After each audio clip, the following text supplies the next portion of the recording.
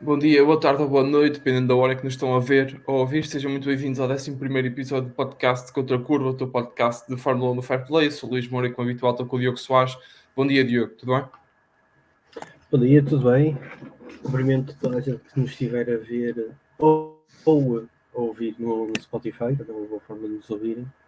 E bora lá, mais um excelente fim de semana de corridas e Exatamente. estou animado para este podcast, como para todos.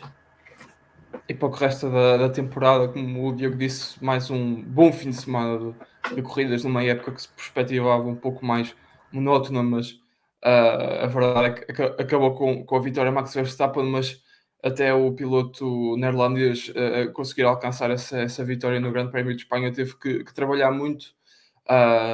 Como já dei a entender, estamos aqui para fazer a antevisão do Grande Prémio de Espanha, da Catalunha, no circuito de Barcelona. Diogo, podemos começar pela qualificação, quando tudo se perspectivava ou quando tudo parecia apontar para mais uma pole position de Max Verstappen por uma margem considerável, eis que Lando Norris decidiu apertar, dar mais umas voltas nos parafusos do motor, começar a acelerar no setor número 2 para bater Max Verstappen, se calhar numa das qualificações mais um, inesperadas e mais emocionantes do ano, depois do Grande Prémio do Mónaco. Diogo, posso começar por te perguntar se esta pole position de Lando Norris se deve a quê? Se deve à boa prestação do McLaren, se deve à boa prestação do piloto, se deve a uma não tão boa prestação do Red Bull e de Max Verstappen. Onde é que tu achas que esteve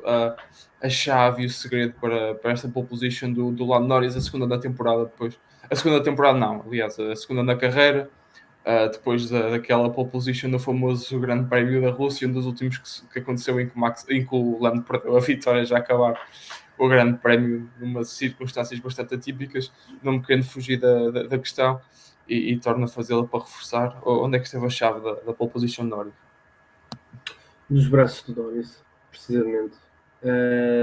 Aquele segundo setor da volta da pole position é de facto maravilhoso. Ele tira ali 2 décimos, só daquele setor tira 2 décimos ao Max, e isso depois dá-lhe assim uma margem para poder ser ligeiramente mais cuidadoso no terceiro setor. Se bem que o terceiro setor obriga ali um bocadinho de ter algum esforço físico, mas de facto, perdão, o terceiro setor, mas de facto é um segundo setor fantástico que quase que lhe garante a pole position. E depois ele acaba por ele tem um primeiro setor bom, melhor, não tendo sido o melhor primeiro setor, é um bom primeiro setor, faz aquele segundo setor fantástico e depois também faz um muito bom terceiro setor. E já é sabido que o McLaren, numa forma aerodinâmica, é um carro já muito, muito competitivo, se calhar tão competitivo quanto o Red Bull nesse aspecto. E depois o Lando consegue extrair do melhor que o carro tem, e se tiver que atribuir um responsável pela pole position, diria que o responsável é o Norris mesmo. Norris e só Norris. Sim, eu concordo contigo em tudo o que tu disseste acerca do Lando Norris e da McLaren, mas tenho ainda assim de fazer um ponto de ligação com a performance da Red Bull. Se é verdade que a McLaren tem todo o mérito, e ainda mais Lando Norris pela volta conseguiu executar e aproveitar aquilo que de bom tem o McLaren, ainda assim não deixa de ser interessante perceber que no início desta temporada, que não foi assim há tanto tempo, a Red Bull era completamente incontestável em qualificação. E isto acho que levanta uma questão, que é, terá sido uma grande evolução da McLaren até uma grande evolução da Ferrari, que já conseguiu fazer pole desta temporada, um, a tirar este domínio da Red Bull, ou terá sido um decréscimo ou uma não evolução da Red Bull que não está a conseguir acompanhar a concorrência? Acho que esta é uma questão que é interessante se colocar, uma questão também para a qual eu não tenho grande resposta, porque não estou dentro da Red Bull para perceber o que é que se está a passar, mas não deixa de ser importante referir isto e deixar bem assente que ah, a Red Bull está a conseguir continuar a ganhar, mas com muita mais dificuldade, como nós já vamos falar mais à frente neste episódio, com aquilo que foi a corrida, que teve mais do que um líder, e que Max teve realmente de não poupar e de andar quase no limite para conseguir vencer a prova. Portanto, só deixar aqui o apontamento que sim, Norris é o obreiro desta pole position, não fosse ele o piloto ao volante do McLaren, mas ainda assim a Red Bull parece-me estar a cair, ainda que muito lentamente, a cair ou a ser apanhada, se calhar é mais a ser apanhada pela sua concorrência. Diogo, antes de irmos para a corrida, se calhar aproveitarmos o mote desta discussão acerca da luta entre Norris e Verstappen para falarmos das outras surpresas da qualificação. E não estou a falar de Sérgio Pérez, porque já não é uma surpresa. Falava de Hamilton, de Russell, ou seja, dos Mercedes e dos Alpine, porque a Mercedes, que não tem tido uma vida fácil este ano, conseguiu o terceiro e quarto lugar na qualificação, com em terceiro posto o Lewis Hamilton, em quarto o George Russell, e depois Alpine conseguiu um sétimo e um nono lugar. É verdade que um dos sétimos posicionados foi o. Bem, eu aqui estou a ver, Diogo, se calhar podes-me ajudar porque já não tenho bem presente a memória. Aqui o Pérez conseguiu o oitavo lugar, não foi? A penalização foi Exato, depois e ele partiu em 11º. Exatamente, então exato, exatamente. exatamente, o Pierre Gasly ficou à frente dele, era só para confirmar, e o Ocon ficou em nono, à frente do Piastri. O Piastri teve um Q3 desastroso, não conseguiu fazer uma volta porque saiu dos limites de pistas em ambas as tentativas. Diogo, se calhar começando pela, pela Mercedes, este último pacote evolutivo é a resposta para esta competitividade que a equipa agora parece estar a ganhar, depois também de uma pole position no Canadá, por George Russell. Exato. Sim, E sim, pergunto se calhar, parece-me, deixa-me só aliás, interromper-te, mas pergunto também já se ah, esta evolução está a dar mais capacidade à Mercedes em qualificação, mas depois em corrida ainda não estão lá. parece-me é que o Mercedes, lá está, é um carro muito bem afinado para a qualificação, mas depois é aquela questão dos carros que estão demasiado afinados para uma qualificação, mas depois para a corrida não tanto. Ainda assim, e já falamos da corrida, já falaremos da corrida, os Mercedes mantêm as posições com que se qualificaram, apesar do excelente arranque do Russell, mas já vamos a isso. O Mercedes parece-me ser o carro que era desejado no início da temporada, que era um carro mais competitivo, pudesse abrir um leque de 4 equipas a lutar por pole positions, por pódios e eventualmente por vitórias. E aliás, este Mercedes já lutou por vitórias no Canadá, pela vitória no Canadá. E além disso, parece-me ser um carro que funciona melhor em circuitos e em condições de uma maior temperatura, como se verificam em Barcelona, não tanto em condições de pista fria, como tínhamos visto na China, em que teve competitividade, no Canadá, que esteve muito frio e teve muita competitividade, mas depois, lá está, a Mercedes também tem dois pilotos muito rápidos em qualificação.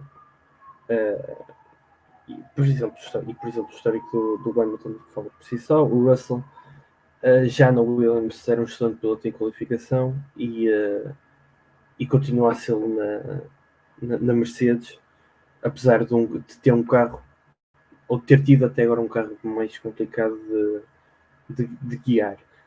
O que me parece é que este Mercedes, lá está, é aquele quarto carro, terceiro, segundo carro, não digo mais rápido, mas é aquele quarto carro que adiciona um leque de maior competitividade para a Fórmula 1, de maior entusiasmo para os fãs, que era isso que nós desejávamos no início da época. Claro que o perfeito era ser, por exemplo, na IndyCar, em que temos pelo menos 10, 15 carros que podem competir perfeitamente pela vitória. Mas termos estes, no fundo são 8 carros muito competitivos, eu acho que é a cereja no topo do bolo, se é que se podemos adjetivar desta forma, mas é mesmo muito bom para a Mercedes, e a Mercedes parece estar num crescente a olhos vistos. E vamos ver como é que calha na Áustria, porque a Áustria também não costuma ser um terreno de Mercedes, mas se confirmar também uma boa prestação dos Mercedes, poderá ser muito bom para o campeonato.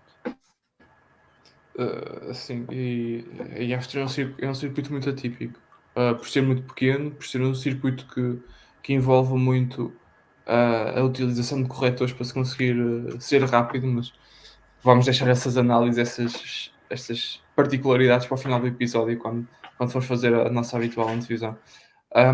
Falando da Mercedes, eu gostava de também reforçar aquilo que tu disseste, de que faz-me lembrar um bocadinho a Ferrari nos tempos da sua recuperação. Não é que já esteja recuperada, mas já está melhor. Ou seja, um carro que conseguia fazer quarto, terceiro, quinto na qualificação com alguma facilidade, e depois na corrida para manter essas posições tinha bastante dificuldade. Portanto, qualificava-se com facilidade, mantinha essas posições com bastante dificuldade. E foi o que acabou por acontecer, ou que está a acontecer à Mercedes um bocadinho esta temporada. Bem, dizem-me que na corrida o Hamilton e o Russell conseguiram manter as posições, é verdade.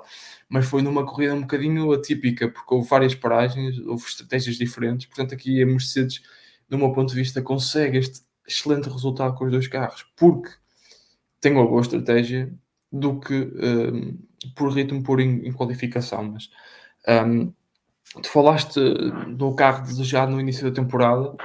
Eu falo na base, porque esta parece ser uma boa base de trabalho para a Mercedes. Não um carro vencedor, mas uma excelente base para conseguir alcançar isso. Um, e estão realmente num bom caminho. É bom ver estas diferenças, estas evoluções. Ainda tem um piloto bastante útil na evolução do carro, que é o Lewis Hamilton. Deixarão de o ter, se calhar mais felizmente para nós, Diogo, na próxima temporada, quando o britânico for para a Ferrari. E terá um segundo piloto que já sabe que não será Sainz, porque queria antecipar a sua decisão, e que poderá estar a caminho da Williams. Poderá ser cada vez mais parece ser uma solução o Kimi Antonelli. Vamos ver se a equipa vai ser capaz de manter esta evolução. Tem uma grande estrutura técnica por trás que suporta os dois pilotos, e toda a equipa que operacionaliza o carro em pista. Portanto, se há equipa capaz de vencer a Mercedes, como já provou nos últimos anos, não terá Lewis Hamilton, terá outros dois pilotos que não se podem comparar ao britânico, 7 vezes campeão do mundo. Um, Ainda assim, se a equipa não tem agora, não consegue ver agora uma luz ao fundo do túnel, se calhar você não a conseguirá ver. Portanto, é um bom fim de semana para a Mercedes. E acabamos já por analisar a corrida e a qualificação, que deve deixar toda a gente na equipa com esperança para o futuro. Outra surpresa da qualificação, Diogo, que não vale só bater, também é preciso elogiar, e se calhar falamos já de qualificação e partimos da nossa análise da qualificação para a corrida, mais ou menos com esta dinâmica que fizemos da Mercedes. É a Alpine, porque a Alpine consegue se qualificar, como já disse, mas torna a dizer, o Pierre Gasly em sétimo e o Esteban Ocon em nono, e conseguem acabar os dois pilotos nos pontos, com o nono e um décimo lugar. Nono Gasly e décimo Ocon, 3 pontos. É um grande fim de semana para a Alpine, né? Tendo em conta aquilo que foi o início de temporada, porque agora Só, conseguem qualificar-se e correr nos últimos lugares dos pontos. No início de temporada era dos últimos lugares da grelha de partida, né? O que é uma grande sim, sim, diferença. E sim. embora sejam só 10 lugares, conquistar estes 10 lugares na Fórmula 1 atual é de uma dificuldade extrema, porque cada vez mais temos corridas muito mais difíceis, muito mais disputadas, e a margem, a gap entre equipas é mínima, e depende muito de fim de semana para fim de semana. Sim, eles conseguem extrair excelentes resultados. Tudo bem que, por exemplo, eles qualificam-se melhor que os Aston Martins, que seriam, em teoria, os principais rivais, adversários naquela luta pelo quinto lugar do campeonato. Conseguem qualificar-se melhor que o Piastri, apesar que o Piastri foi 2 vezes fora de pista. Conseguem meter o Gasly à frente do Pérez, se bem que é o Pérez, pronto. Mas é de facto uma evolução extraordinária. É uma evolução que parece que é fruto daquela reestruturação que o Bruno Fama fez no início da temporada, logo a seguir à Arábia Saudita, penso eu, ou da Austrália, já não me lembro bem. Mas está a dar frutos. Muitos frutos. Estes 3 pontos são extremamente importantes para a Alpine, para quem no início da temporada, como falaste, competia nos últimos 2 lugares e mal, muito mal mesmo. Sim. E apesar das quesilhas internas, e vimos perfeitamente aquilo que o Ocon disse no final da corrida do Canadá, mas é a segunda, penso que seja a segunda corrida consecutiva a pontuar Canadá e agora Espanha. Uma vez que eu penso que eles conseguiram o primeiro ponto da temporada no Mónaco, com o Gasly. Acho que foi no Mónaco o primeiro ponto. Sim. Ou seja, eles estão a ter 3 grandes prémios seguidos a conseguir pontuar.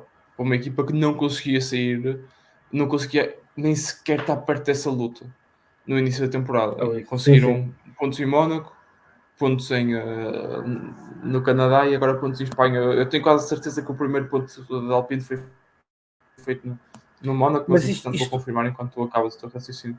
Isto, agora que falas isso, parece um padrão da Alpine, que seria interessante que a Alpine tem pontuado nos circuitos pequenos, curtos, de voltas de um tempo curto, em que o gap, como falavas, entre os pilotos é naturalmente muito, muito próximo. E esse parece ser o grande forte da Alpine nesta temporada, se bem que os circuitos curtos têm todos características diferentes. O Mónaco é muito, muito estreito, Barcelona também é um old school, é um pouco estreito, mas ainda assim tem uma reta fortíssima, tem curvas longas, curvas muito rápidas, curvas muito lentas, que dificultariam a tarefa aos Alpine se isto fosse o início da temporada. Mas a Alpine parece estar a ficar melhor de grande prémio, mais competitivo, pacotes aerodinâmicos que têm sido testados em treinos que correm bem e que depois que acabam por ter um melhor desempenho em corrida e em qualificação. E como é sabido, Espanha acaba por ser aquele derradeiro teste da temporada, que é os carros que chegam bem em Espanha provavelmente vão conseguir estar bem no resto da temporada. E este carro consegue chegar bem em Espanha, aliás, bastante bem se compararmos ao início da temporada. E acho que daqui para a frente poderemos ter um Alpine a competir por pontos com maior regularidade. Não vou dizer sempre, porque não é um carro para estar sempre nos pontos, mas parece-me que ser um carro melhor conseguido nesta altura do que aquilo que era no início da temporada. E é isso. Poderia falar dos Aston Martin, que para mim são uma das grandes ilusões do Grande Prémio, principalmente o Alonso, a correr em casa, a correr dentro da sua grande base de apoio, não consegue se qualificar no top 10, não consegue pontuar. É um mau fim de semana para o. Com um ritmo horrível. Com um ritmo horrível. Sim. Ele consegue ter uma pior corrida do que uma qualificação.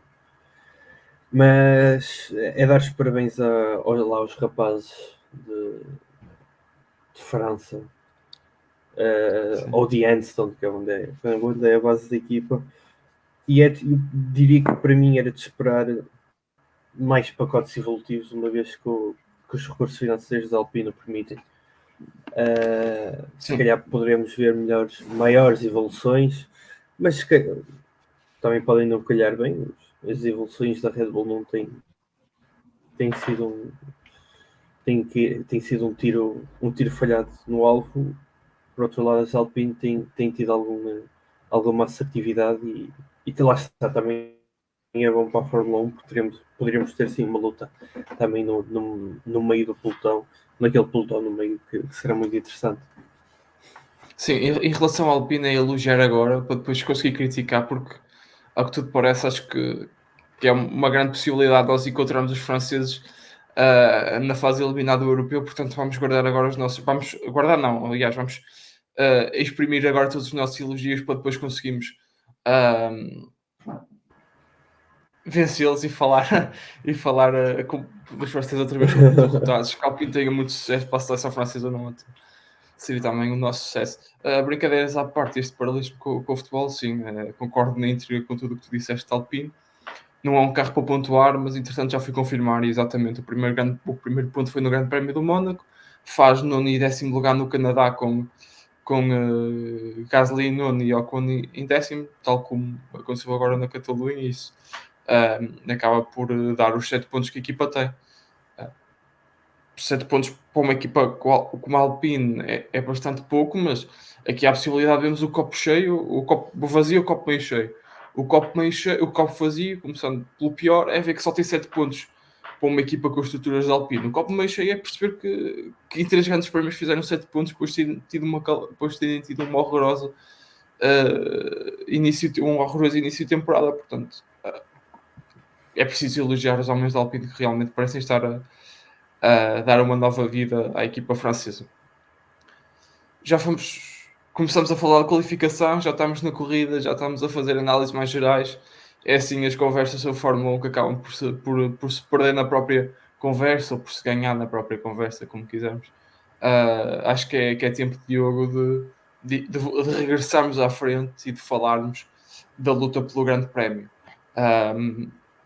Quando toda a nossa atenção estava voltada para a luta entre Max Verstappen e Lando Norris na primeira curva, o Lando arranca bem, o Max arranca ainda melhor, tenta-se colocar por dentro, há um ligeiro toque, ou um ligeiro toque não, mas o Max é obrigado a ir um bocadinho para a relva, estão a voltar ao apex, travam, Max à frente, mas depois olha em diante e tem George Russell já uns bons metros com uns bons metros de vantagem depois de um arranque excepcional. O Russell partiu de quarto e acabou em primeiro na primeira volta do Grande Prémio da Catalunha. Depois foi facilmente ultrapassado pelo Verstappen.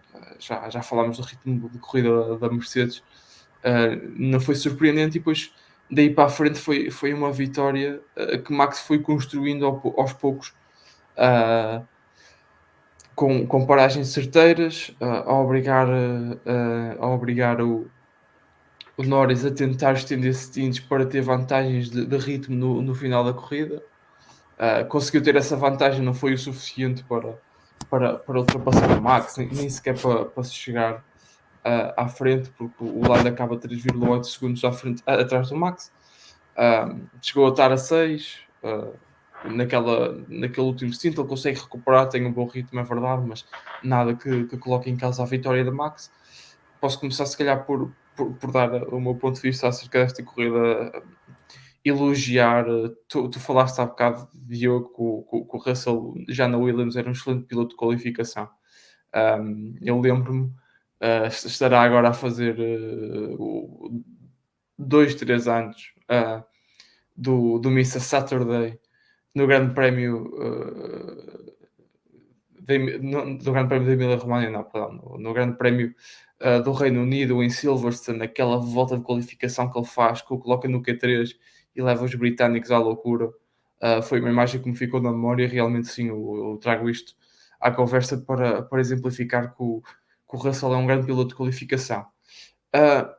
Não estou a dizer que é um grande piloto de corrida, mas que faz coisas engraçadas de vez em quando, faz, e é uma grande manobra. Quer dizer, ele parte em quarto, aproveita o mau arranque do colega de equipa, coloca-se por fora e encontra um espaço que está totalmente vazio para passar para a frente e para fazer uma grande volta e uma grande ultrapassagem na primeira curva. Acho que é preciso elogiar-se, mas depois foi completamente ineficaz porque não teve a capacidade não teve a capacidade de manter aquela posição, não por culpa própria, porque quando se tem um carro mais lento é impossível fazer-se melhor e acaba por se perder na corrida, no ritmo, acaba em quarto, muito pressionado pelo Leclerc na disputa de posição. E depois, regressando ao Max, como já disse, ele constrói a vitória volta a volta. O Norris sofreu muito com o mau arranque que o tirou da real luta pela vitória. E o Hamilton, a certo ponto da corrida, pareceu estar um bocadinho perdido. Perder-se um bocadinho no meio das estratégias, mas conseguiu acabar em terceiro e de uma forma bastante confortável. Portanto, é bom para o britânico voltar aos pontos, voltar aos pontos, perdão, não, voltar ao pódio, ao primeiro pódio da temporada. E é um bom resultado, mas sintetizando aquilo que foi esta corrida, é Verstappen a vencer, não com o brilhantismo que nos é que nos é a que estamos habituados. Quando vemos Verstappen a ganhar corridas por 20 segundos, por 10 segundos, por 15 segundos, quando ganha com 3, parece que não é uma vitória, ou uma vitória assim tão grande, mas é ganhar um grande prémio difícil. Norris faz novamente um excelente trabalho, o que é possível, uma boa palavra também, o bom esforço para os homens da Mercedes, como já falámos, e depois já lá vamos à Ferrari, mas que novamente ficaram aquém do esperado. Mas Diogo, agora dou-te a palavra para também falares desta luta entre Verstappen e Norris. Deixa-me dizer, lá está, como tu falaste do arranque do Russell, que acho que é o primeiro, o primeiro momento de grandíssimo destaque da corrida. Assim, o Norris e o Verstappen ficam ali distraídos entre eles. E lá está, deixam ali muito espaço no exterior da curva, que permite ao Russell ter uma trajetória mais confortável, se é que se possa dizer desta forma. Mas ele estava tranquilo e aproveitou isso muito bem e faz ali uma manobra espetacular por fora, chegando mesmo a alargar, mas não tendo sido prejudicado, porque depois Norris e Verstappen acabam ali por se prejudicar um ao outro. E lá está, estes momentos são de elogiar imenso, porque num carro como o Mercedes, porque aqui já falamos que ainda não é um carro propriamente vencedor, mas já começa a ter os seus tiques de vencedor, há que aproveitar estes momentos, porque, como é sabido, em Espanha e noutros circuitos é complicado de ultrapassar, é complicado de sequer andar atrás no ar sujo.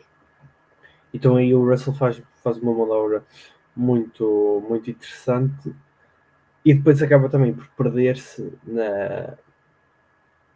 depois naquela manobra defensiva ao Verstappen, que ele ainda chega a conseguir ficar ligeiramente à frente do Verstappen, mas depois acaba por perder. Mas ele faz uma manobra defensiva de tentar empurrar, mas quando vai para tentar empurrar o Verstappen já está à frente, depois ele desiste de empurrar e depois tenta ir atrás, comete ali um erro que acaba por penalizá-lo, se bem que lá está, acabou por chegar a estar à frente do Verstappen logo de seguida, mas já ia com um carro um pouco descompensado. Depois o Russell vai às boxes, tem aquela paragem de 5.3 segundos, quando vai à segunda paragem, uma paragem de 3 segundos, coloca duros, e os duros têm ali 3, 4 voltas em grande nível, mas depois parece que tiveram um drop absurdo. De início parecia que os duros iam ser os melhores pneus para o último stint, mas rapidamente se tornaram os pneus quase que inguiáveis. Mas é preciso dar uma nota ao Russell. O Russell faz de facto uma corrida boa dentro daquilo que teve, que acaba por ter muitas adversidades, e tu sabes perfeitamente, não é assim comum eu estar a defender o Russell, mas acho que desta vez é preciso ter um pouco de Claro.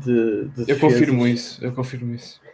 Sim, Eu confirmo acho que é preciso defender um pouco o Russell este fim de semana, porque ele de facto faz aquilo que conseguiu dentro de muitas adversidades. Ele nisso acaba por ter um pouco de lançar, principalmente nas paragens nas boxes, E como tu falaste, devo dizer que... Deixa-me só corrigir. Eu quando digo que ele foi ineficaz, porque foi ultrapassado com toda a gente, mas eu não poderia ter feito de forma diferente, não é? Porque Sim, quando sim, não há sim, ritmo, não há ritmo, não é? sim, sim, Eu sim. sou com o Seat Ibiza na autostrada, depois passa um Ferrari e eu não vou estar a manter lá atrás porque não consigo. Não é bem este tipo de comparação que estamos a falar no Fórmula 1, mas levou com carros muito mais rápidos e não há nada a fazer. Sim, sim. E depois, lá está, falaste do Norris ter sido obrigado pela equipa a estender os stints para tentar tirar partido disso, mas acho que durante a transmissão e durante a prova e nós vimos que estar a estender os stints não estava a ser nada benéfico para o Norris.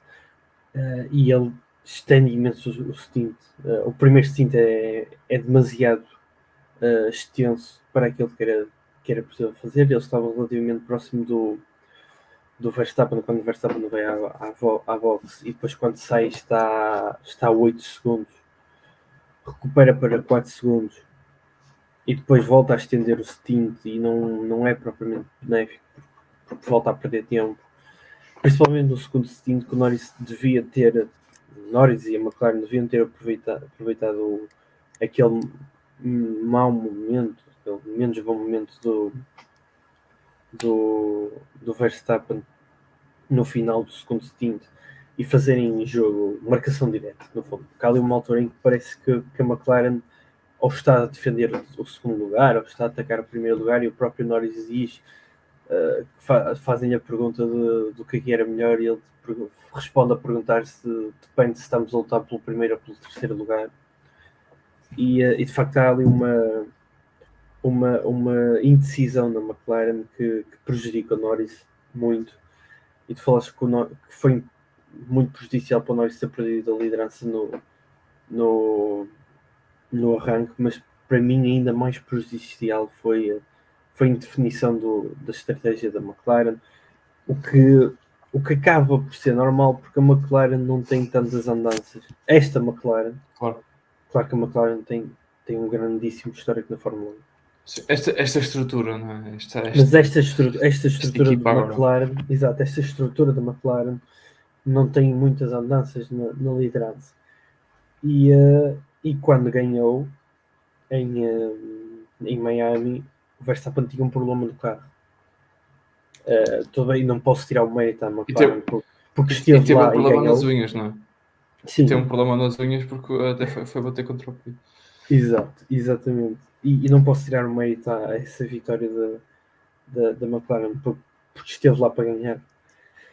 Mas começam a faltar estas vírgulas estratégicas que também aconteceram no Canadá, que ele quis ir mais tarde que todos e perde.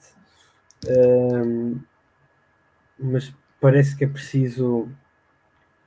Eu não sei se é estudar, não quero dizer, não queria usar este termo, mas é preciso ali haver um melhor pensamento no imediato para a McLaren, de forma a poder, se calhar, conseguir ganhar mais vezes.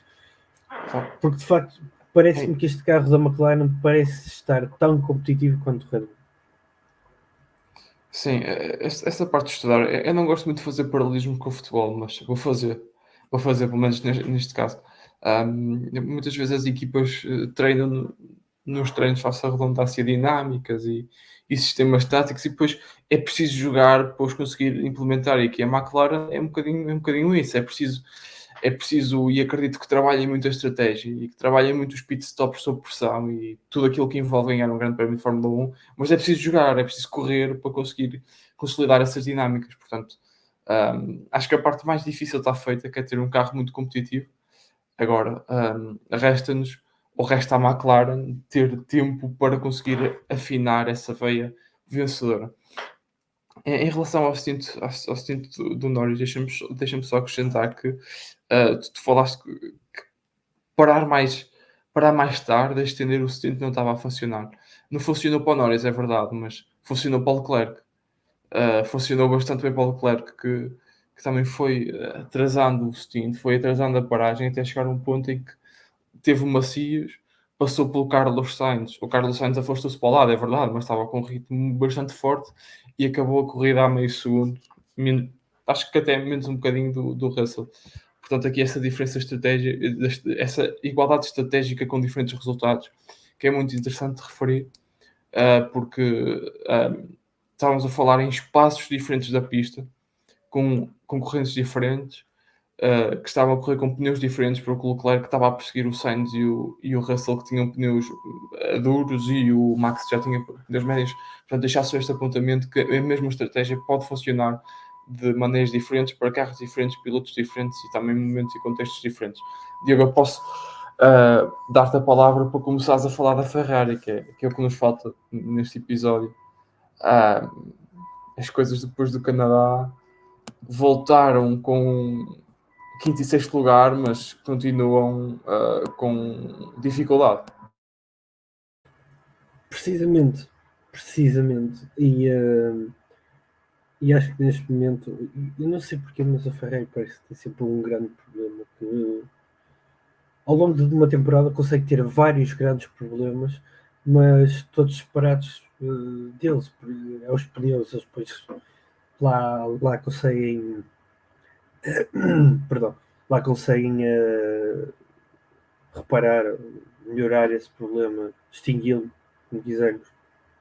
Só que depois aparece um outro grande problema, e neste momento eu não sei qual é o grande problema, porque o carro é tão É falta de inconsistente. ritmo. Sim, mas se fores a ver, o carro é inconsistente dentro da própria sessão de qualificação, de treinos, de corrida. E deixa-me dizer que eu acho que há pouco falei que a Aston Martin é uma das grandes desilusões do fim de semana. Não é grande, porque para mim a grande desilusão é a Ferrari, e basta ver, pelo menos pelo Sainz. O Sainz está em grande nível nos treinos. Eu cheguei mesmo a pensar que o Sainz conseguiria, se não fazer pole position, conseguiria andar lá no top 3 ou na primeira grelha, da primeira linha da grelha. Porque ele de facto faz um terceiro lugar.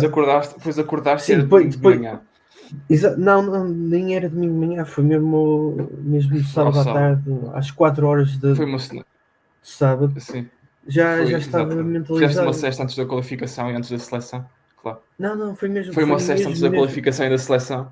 Foi mesmo a chegada ao Q3 que eu percebi que não ia dar, porque a Ferrari faz uns treinos em grande nível, sessões de simulações de qualificação e de corrida, num ritmo alto, ou melhor, baixíssimo.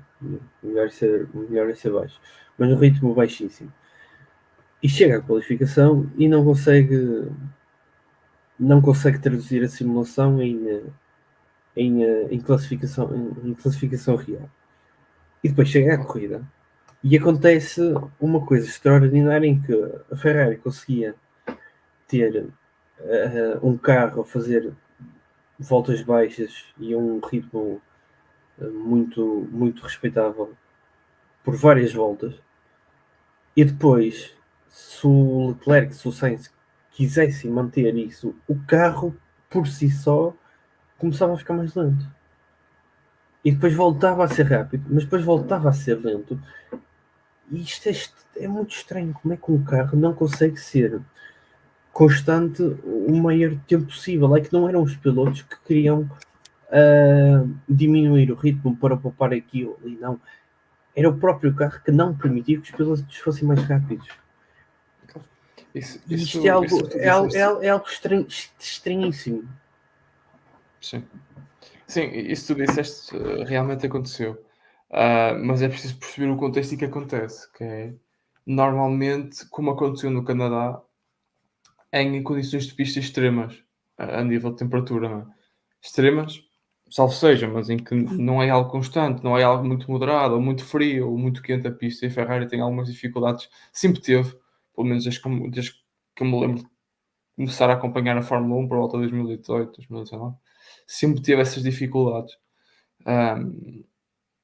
E fica difícil de vencer e de ser competitivo assim.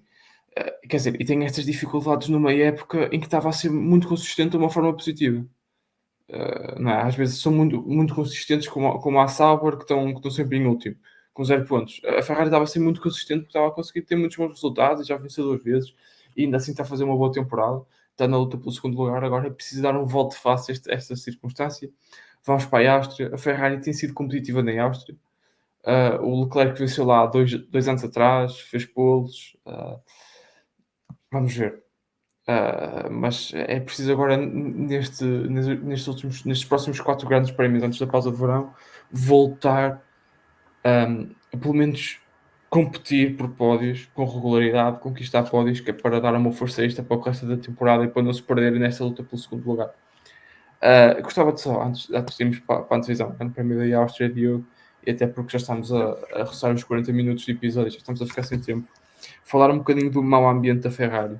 Mau ambiente entre quem? Entre pilotos, que há uns vídeos a circular no Twitter, que o Carlos Sainz, ou melhor, que o Charles Leclerc foi pedir satisfações ao Carlos Sainz acerca daquele mini incidente que tiveram, daquela má confusão, do Leclerc no início da corrida a queixar-se que estava a ficar para trás, ou que estava assim incomodado pelos pilotos que seguiam atrás de si, que no caso era o Gasly, porque o Sainz não andava para a frente. Diogo, estas pequenas bocas entre pilotos não são um bom presságio para o que se pode vir a acontecer no resto da temporada, e ainda por cima com um piloto de saída da equipa, que é o Carlos Sainz, e com o outro com um contrato até 2028. Como é que tu vês este conflito? Há solução para isso? Em que é que pode influenciar a Ferrari? Eu acho que é extremamente desnecessário, até porque aquele toque que há no início da corrida é algo que pode acontecer em qualquer corrida, com qualquer piloto, com qualquer equipa, com qualquer situação, em qualquer campeonato do desporto motorizado, em carros e motos. Por isso, eu acho que é desnecessário. O que também era desnecessário é no final, nas entrevistas pós-corrida, principalmente, eu achei isso mesmo muito desnecessário.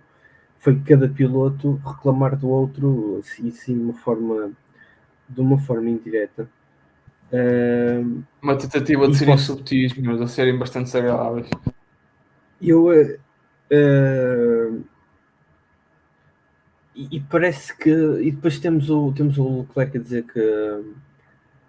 que o Sainz, lá por estar a correr em casa, quer tentar fazer uma coisa espetacular pela uma vez na vida, ou uma coisa assim. O Sainz diz que o Leclerc reclama no rádio cada coisa que acontece. Se calhar está mais que na hora do Frederico Vasseur chamar os dois pilotos e tentar serenar as coisas, como por exemplo o Niki Lauda tentou fazer em 2016, se bem que não conseguiu, mas tentou fazer, mas está mais que na hora.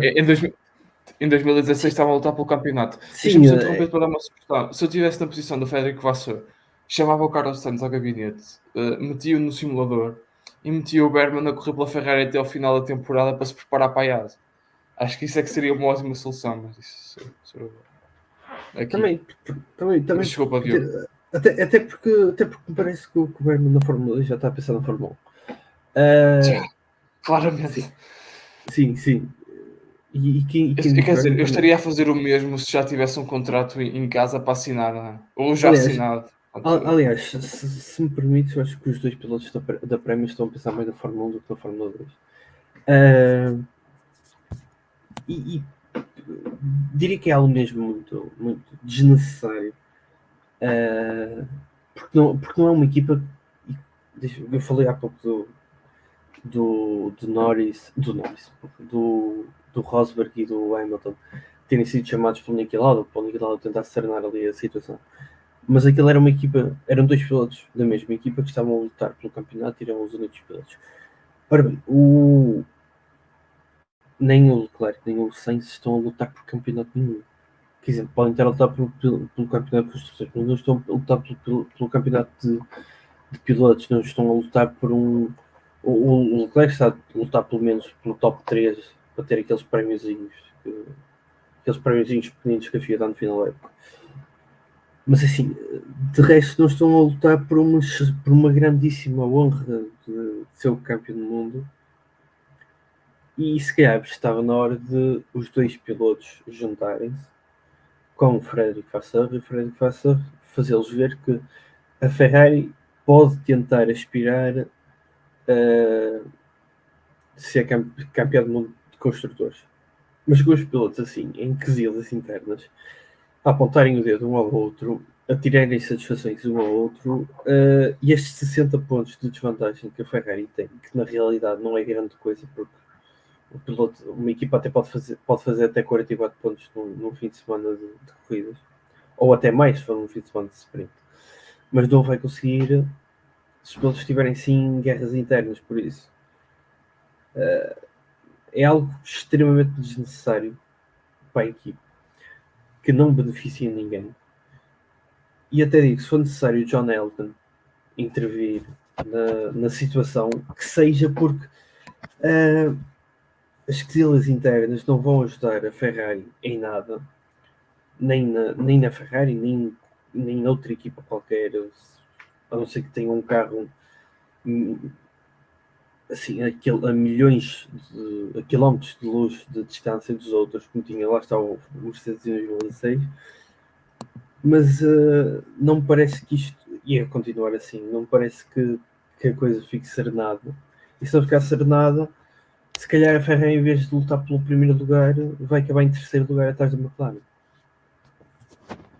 É uma possibilidade que não se, que é real, é uma ameaça real.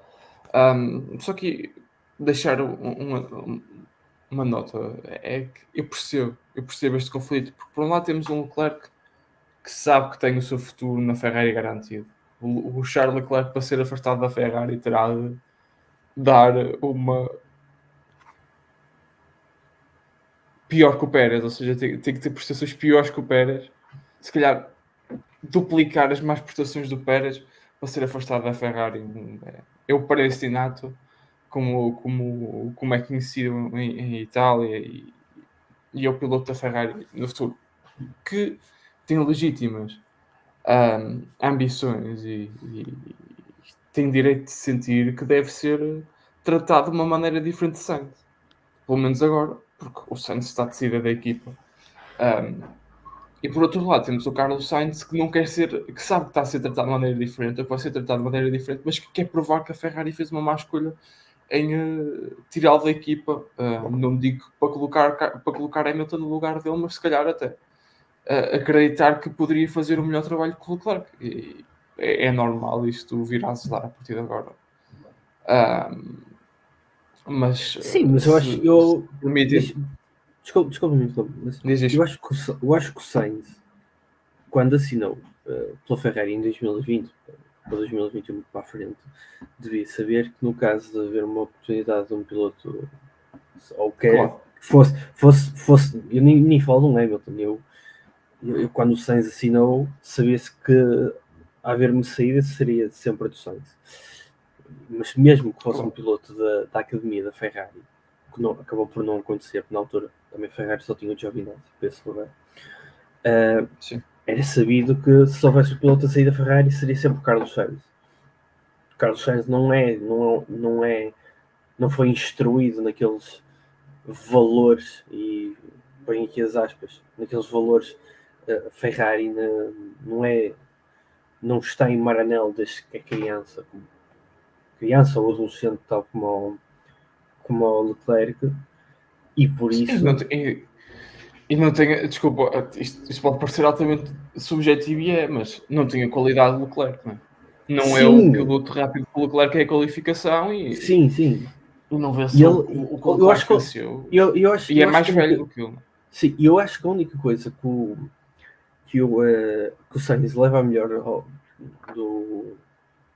relação ao Leclerc é aquele sangue frio que é necessário e que o Sainz tem, consegue muitas vezes pensar melhor do que até muitos outros produtos do grid. Mas o Sainz não podia estar à espera, de ter um grandioso futuro na Ferrari, Claro. porque sempre foi o segundo piloto. E uma vez que entra na equação Lewis Hamilton, ele não pode tentar fazer melhor, não pode tentar mostrar-se melhor do que um Hamilton, da mesma forma que Eu acho que nenhum piloto, só, no máximo, um Leclerc com o Verstappen, e esses sim poderiam ser pilotos. Eu acho que tem o Norris. O Leclerc na próxima temporada não tem outra hipótese do que começar a mostrar que é melhor que o Hamilton, não é? Sim. Ele é que tem de defender o posto dele. Mas deixa-me só dizer aqui uma coisa em relação ao Carlos Sainz. Tu disseste uma coisa muito importante. Ele sempre foi o segundo piloto. E nunca o foi assumidamente. O Carlos Sainz nunca foi o segundo piloto da Ferrari, assumidamente por parte da equipa. Porque nunca houve essa necessidade. A Ferrari nunca teve em posição de lutar por um campeonato do mundo de pilotos. Porque se estivesse e chegássemos a meio da temporada e o Leclerc tivesse 20 pontos que fosse à frente do Sainz, ia ser a escolha. E não poderia ser de outra forma, nem faria sentido que fosse de outra forma. Portanto, isso é muito interessante. Deixa-me só dizer aqui uma coisa em relação ao Sainz, e não estou a falar deste conflito em geral, mas estou a falar de uma forma mais particular. O Sainz tem uma hipótese, que é meter a violinha ao saco e tentar sair de uma forma lisonjeira, porque se entrar agora num conflito com o Leclerc, não só não lhe vai correr mal, porque a torneira vai fechar ainda mais, como vai ser de uma maneira que não é bonita da Ferrari. Mas desculpa, Diogo. E lá está, quando falas disto da torneira, aparentemente já há um acordo praticamente fechado com o Williams, que pronto, o Williams é histórico, mas da história vivem os museus, né? E é sabido que o James Woods é um gajo que gosta muito dos pilotos certinhos. Se o Sainz se põe a criar quesilhas internas, tão depressa entra na Williams como sai pelas mãos do James Woods. Por isso, isto não lhe favorece nada. O Sainz sempre foi certinho na pista, no sentido em que é um piloto, isso é preciso reconhecer de qualidade. É um piloto que sabe por onde é que o carro deve ser afinado, por onde é que o carro deve ser evoluído, é certinho porque é bom em corrida e porque é muito consistente e é um bom piloto, sem dúvida. Pá, mas quem conhece o Sainz, ele nunca foi certinho fora da pista e é um bocadinho a personalidade dele de muitas das vezes entrar na quesilha e na confusão e de querer espicaçar e de querer ser o mal da fita. Parece que um daqueles atletas gosta de ser o mal da fita porque isso lhe dá motivação extra para ser melhor e para ter bons resultados. Portanto, isso não é surpresa para ninguém. Se quisermos, sinceramente, já que hoje estamos a fazer muitas analogias com o futebol, e para quem não quiser perceber, isto às vezes parece que o Sainz às vezes quer ser um Eric Cantona.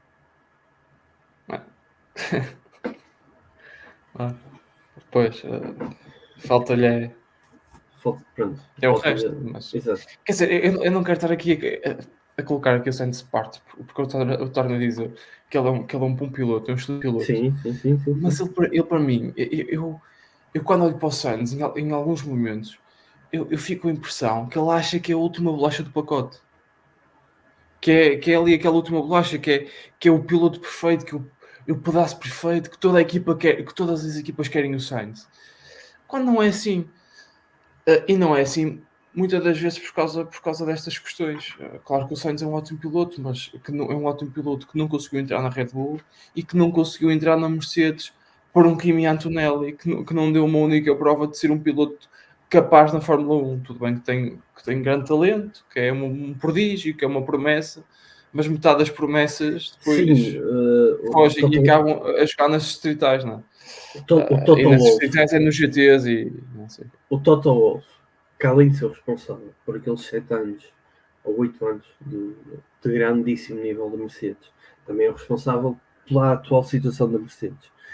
E numa altura em que poderíamos até, apesar do Toto Wolff ser acionista da Mercedes e ter um enorme peso, a sua qualidade enquanto team principal pode começar a ser questionada, assim como é extremamente arriscado apostar no Kimi Antonelli da forma que ele quer fazer. E a partir do momento em que a Mercedes prefere, não sei de que forma é que posso adjetivá-lo, mas prefere apostar num Antonelli do que num Sainz, já não é assim, diz alguma coisa por si só, não é preciso estar aqui a acrescentar muito, mas diz muito por si só. Sim. E o próprio Toto Wolff disse que sim, ele era uma hipótese e tal, mas que já nós queremos guardar até ao final da temporada para tomar uma decisão. Quer dizer, para o entendedor, meia palavra basta. Isto é varrer um problema, porque se há possibilidade de contratar um bom piloto, se ele quer muito esse piloto, se puder contratar em janeiro, ele vai contratá-lo em janeiro, mesmo antes da próxima época começar, como fez a Ferrari com o Hamilton de resto. Portanto, isto, varrer o Sainz para o final da temporada é dizer, nós até ficávamos com ele se não tivermos outra hipótese.